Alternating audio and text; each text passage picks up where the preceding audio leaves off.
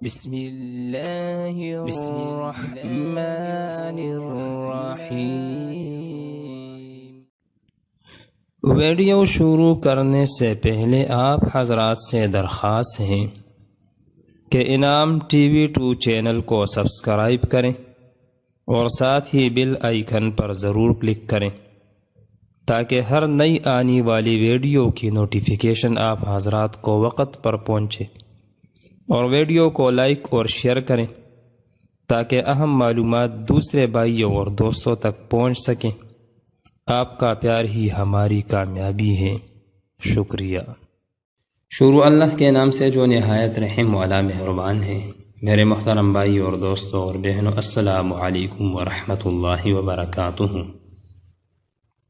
جس شخص کو اللہ تعالیٰ کا خاص تعلق نصیب ہو جائے تو پھر وہ دنیا کے کسی مسئلہ سے پریشان نہیں ہوتا، بری سے بری خبر سے بھی گھبراہٹ کا شکار نہیں ہوتا، ہر پریشانی و مصیبت میں اپنے رب کی طرف ہی رجوع کرتا ہے اور اس ذات سے محبت و عقیدت رکھتا ہے اور اسی کو اپنے مسائل کے حل کے لیے کافی سمجھتا ہے۔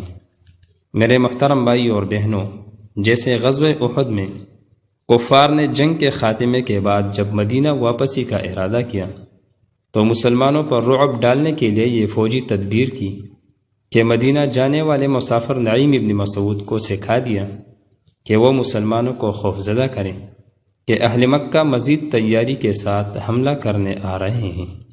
حالات کا تقاضا یہ تھا کہ مسلمان اس خبر سے لرز اٹھتے اور گھبرا جاتے، لیکن انہوں نے اعلان کر دیا، حسبنا اللہ ونعم الوکیل، حسبنا اللہ ونعم الوکیل، جس کا ترجمہ یہ ہے، ہمارے لیے اللہ کافی ہے اور بہترین کارساز ہیں۔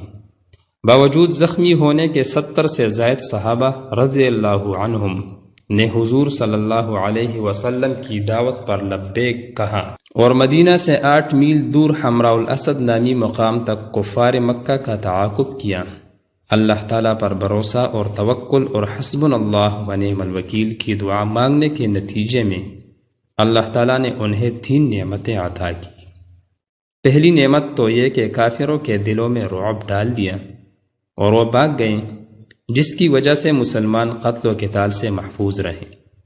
دوسری نعمت یہ عطا فرمائی کہ ان صحابہ کرام رضی اللہ عنہم اجمعین کو حمراء الاسد کے بازار میں تجارت کرنے کا موقع ملا اور خوب نفع ہوا۔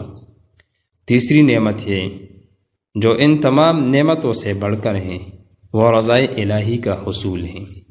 اسی وجہ سے حضرت مفتی محمد شفیع صاحب رحمۃ اللہ علیہ لکھتے ہیں، حسبنا اللہ ونعم الوکیل، حسبنا اللہ ونعم الوکیل کے جو فوائد و برکات قرآن کریم نے بیان فرمائے ہیں وہ صحابہ کرام رضی اللہ عنہم اجمعین کے ساتھ مخصوص نہ تھے، بلکہ یہ جو شخص جذبہ ایمانی کے ساتھ اس کا ورد کریں وہ یہ برکات حاصل کرے گا، یعنی دشمن سے امن ہوگا، کاروبار میں خوب نفع ہوگا اور سب سے بڑھ کر اللہ تعالیٰ کی رضا کا مستحق ہوگا۔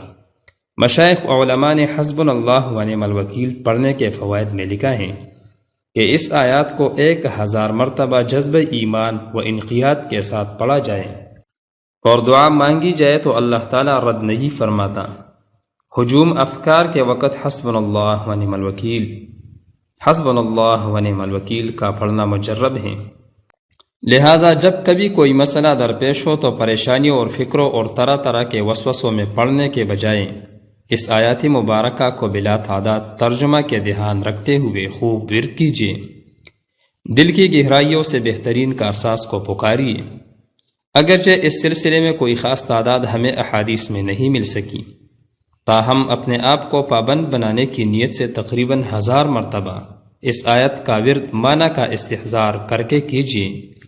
اللہ جل جلالہ سے امید ہے کہ شکر کرتے ہوئے اس آیات کا سہارا لینے والا کبھی ٹینشن، مایوسی کا شکار نہیں ہوگا۔